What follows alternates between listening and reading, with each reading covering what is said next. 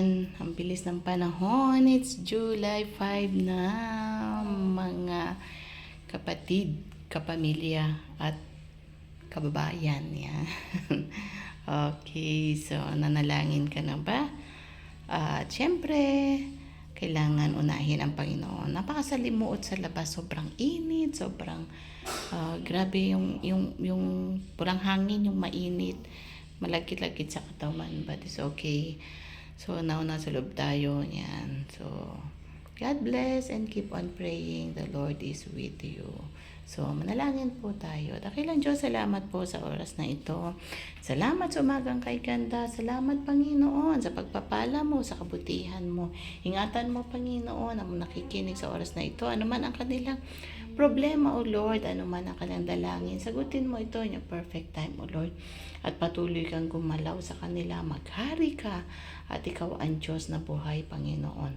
Lord, inihiling po namin yung dakilang patnubay ang iyong kamay na hawakan, O Lord God, magkaroon ng kapayapaan sa puso ng bawat isa, O Lord, na galing sa iyo, Panginoon, dahil wala pong kapayapaan sa mundong ito, kundi yung galing sa iyo lamang.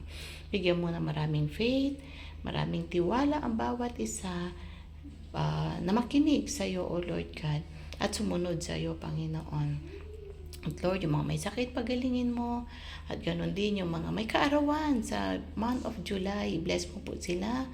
More birthdays to come, more good health, at more favor, Panginoon. Yung mga anniversary din, Panginoon, nag-celebrate, Panginoon, hawakan mo mag-asawa, i-bless mo sila, more na ikaw maging sentro sa kanilang puso at sa kanilang tahanan, yung mga nag-celebrate ng anniversary, Panginoon, ng kanilang mga income or any, Panginoon, na occasion ng buwan ng July.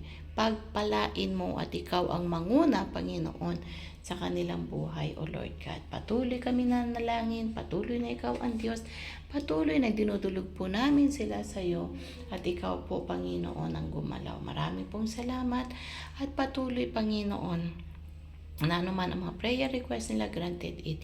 Ingatan mo na rin ang mga bata, mga pamilya, nanay, tatay, magulang, O Lord, mga tita, tito, mga pinsan, O Lord God, at ang lahat, Panginoon, ay yung pag-iingat at kalinga sa mga bata, lalo na yung mga papasok, O Lord God, ingatan mo na safe and sound.